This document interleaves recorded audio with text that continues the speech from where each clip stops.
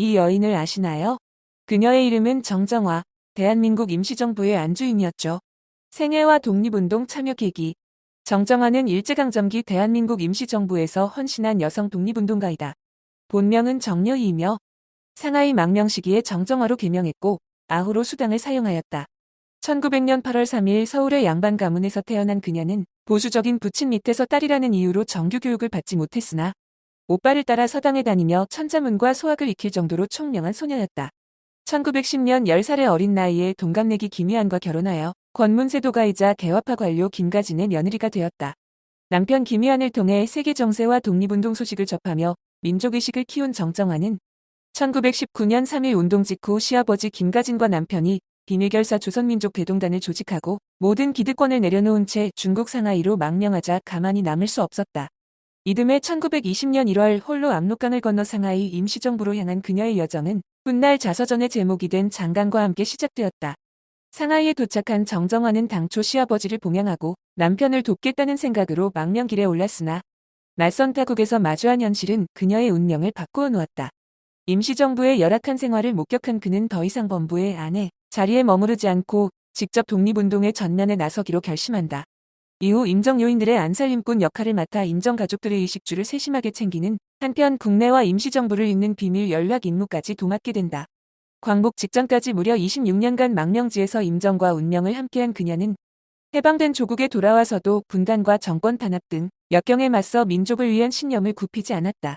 1991년 11월 2일 92세를 일기로 별세한 정정화는 국립대전연충원 애국지사 묘역에 안장되었으며 독립을 위해 바친 일생은 후손과 역사 속에 길이 기억되고 있다.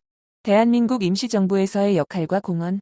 정정화는 흔히 임시정부의 안주인 혹은 임정의 며느리로 불릴 만큼 임시정부를 물심양면으로 뒷받침한 숨은 공로자였다. 그녀는 1920년 상하이 도착 직후부터 가정부, 간호인, 연락원 등 여러 역할을 맡으며 임정 지도자들과 그 가족들의 생계를 책임졌다. 백범 김구 선생의 노모를 봉양하고 독립운동에 투신한 미혼 지사들의 뒷바라지를 한 것도 정정화였다. 임시정부 요인인 이동영, 이시영, 김구 등의 가족까지 모두 그녀의 손길에 달렸다는 말이 나올 정도로 27년간 정정화는 헌신적인 돌봄과 살림 솜씨로 임정을 지탱했다. 그러나 정정화의 공헌은 단순한 내조나 보조에 그치지 않았다. 일제의 압박으로 임시정부 재정이 궁핍해지자 그녀는 직접 국내로 들어가 독립자금 모금과 비밀 연락 임무를 수행하였다. 연통제 등 비밀 조직망을 활용해 1920년부터 1930년까지 무려 6차례나 목숨을 걸고 국경을 넘나들며 군자금을 조달한 것이다.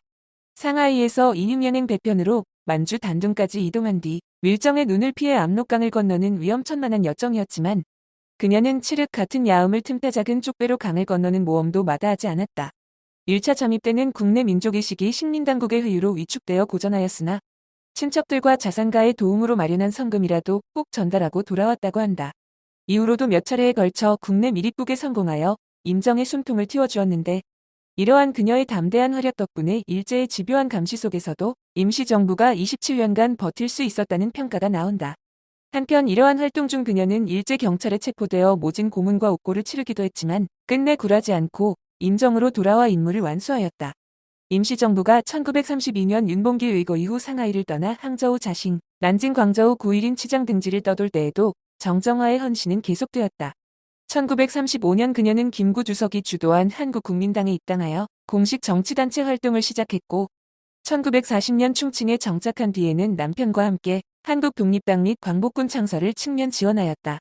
특히 정정화는 여성으로서의 소명을 느껴 한국혁명 여성동맹을 조직하고 간사를 맡아 여성 독립운동가들을 결속시켰으며 광복군 가족 및 해외에서 태어난 한인 어린이들을 위해 임시정부 산하 3일 유치원의 교사로도 봉사했다. 1943년에는 침체되었던 대한애국부인회를 재건하는 대회에서 훈련부장으로 선출되어 국내외 여성들의 단결을 호소하였다. 그녀는 임시정부의 명의로 라디오 방송을 통해 국내 여성들에게 항일 의식을 깨울 것을 독려하는 한편 각지에서 이문금품을 모아 최전선의 독립군에게 전달하는 일을 주도했다. 또한 적지에서 탈출하거나 포로로 풀려나온 동포 여성들을 돌보고 계몽하는 임무도 도맡아 여성 지도자로서의 역할을 훌륭히 수행하였다. 이처럼 정정화는 독립운동 기간 내내 자금과 연락 측면에서 임시정부의 생명줄을 이어준 공로자였고 조직과 교육 측면에서도 여성 동지들을 이끌며 독립운동에 헌신하였다. 자서전 장강일기의 주요 내용과 의의. 정정화는 해방 이후 자신의 임시정부 망명 생활을 기록으로 남겨 후세에 전했다.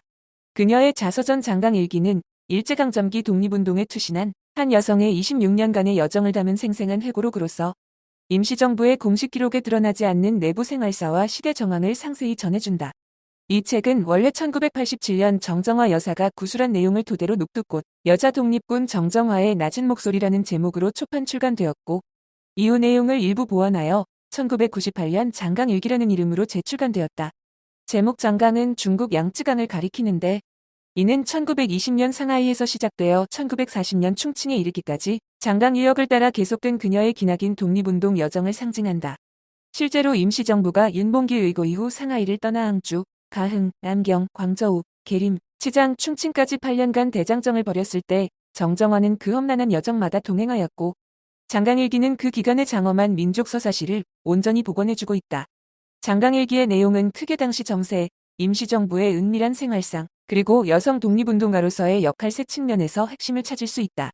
먼저 정정화는 일제의 탄압과 국외 망명 정부의 어려운 처지를 냇물 흐르듯 서술하면서 시대적 맥락 속에서 독립운동의 방향을 모색하는 지도자들의 고민과 국제정세의 변화까지도 기록해주었다. 예를 들어 남편 김희안이 1920년대 한인청년동맹과 한열단 등에 가담한 1. 1940년대 충칭 임정 시절 좌우익 세력 통합 논의 등에 대한 언급을 통해 당시 독립운동 진영의 내부 동향과 일제의 패망 직전의 정세를 엿볼 수 있다. 둘째로 이 회고록은 임시정부 내부 생활사의 귀중한 증언이다. 국가 차원의 공식 기록에는 잘 드러나지 않는 임정 요인들의 일상, 경제난과 피난 생활의 고충, 임정 청사 안팎에서 벌어진 사건들이 정정화의 눈으로 상세히 묘사되어 있다.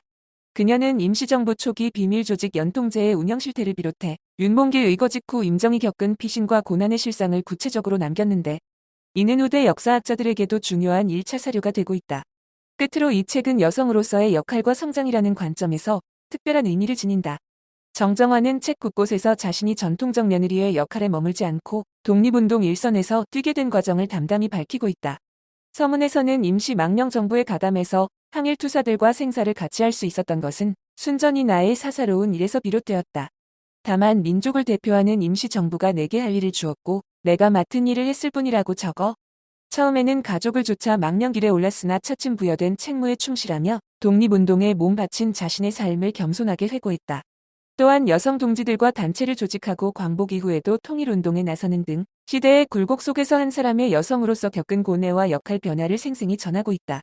이러한 점에서 장강일기는 단순한 개인의 자서전을 넘어 일제강점기 여성 독립운동가의 증언록이자 임시정부 망명사의 귀중한 생활 기록으로 평가된다. 유물과 현대의 재조명. 박물관 전시와 유물 정정화의 삶은 현대에 들어 여러 형태로 재조명되고 있으며 그녀와 관련된 유물들도 전시되어 그 공적을 기리고 있다. 2020년에는 충남 예산군 윤봉길의사 기념관에서 특별기획전 예산의 여성 독립운동가 수당 정정화가 열려 정정화의 임정활동과 예산지역과의 인연을 조명했다. 이 전시에서는 내포 지역 의병들의 유품과 함께 정정화 가문 관련 자료 등 총 20여 점의 유물이 공개되었다.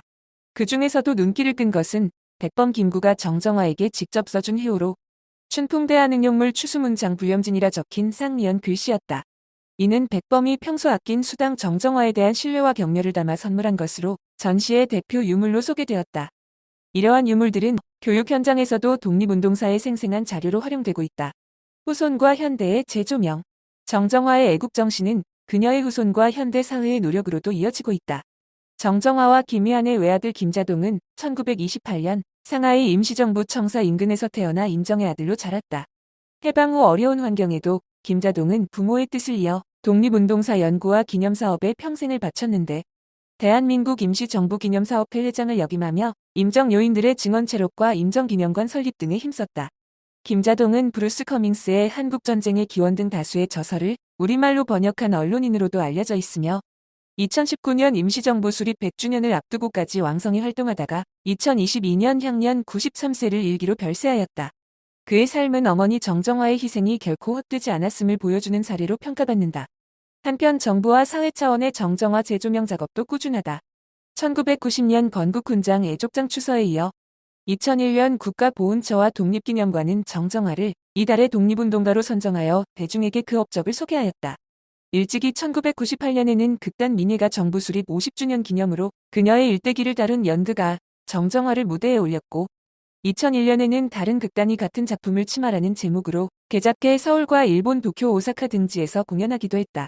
이 연극들은 매회 만석을 이룰 정도로 관객들의 호응을 얻었으며 특히 해외 공연 시 민단과 조총련계 교포들이 함께 관람하고 출연진을 격려하는 진풍경을 이루어 화제가 되었다. 이는 정정화의 이야기가 국경과 이념을 넘어 감동을 주는 보편적 울림을 지니고 있음을 방증한다. 더불어 2015년 독립운동가들의 숨은 이야기로 구성된 다큐멘터리 잊혀진 이름 여성 독립운동가 시리즈의 한 편으로 정정화의 삶이 조명되었고 2019년 3.1 운동 및 임정수립 100주년을 전후하여 여러 언론에서 한국의 잔다르크 정정화를 재조명하는 기획 기사가 쏟아지기도 했다. 2021년 그녀의 탄생 121주년을 맞아서도 배우 박하선, 서경덕 교수 등이 협업한 다국어 영상이 공개되어 국내외의 정정화의 업적을 알리는 등 정정화에 대한 현대의 관심과 평가는 갈수록 깊어지고 있다. 마지막으로 정정화와 남편 김휘환이 남긴 숭고한 통합과 헌신의 정신은 오늘날까지 유효한 교훈을 준다.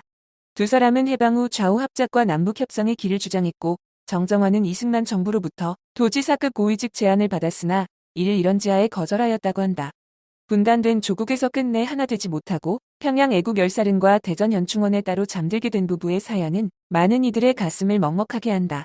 하지만 그들의 영혼이었던 민족의 완전한 독립과 통일에 대한 꿈은 여전히 현재 진행형이며 정정화의 삶은 그런 꿈을 실현하기 위해 개인이 어떻게 헌신할 수 있는지를 보여주는 감동적인 역사로 남아있다. 임시정부의 어머니로서 나라를 위해 헌신한 정정화의 이름은 오늘날 박물관의 유물과 후손들의 증언, 그리고 우리 기억 속에서 영원히 빛날 것이다.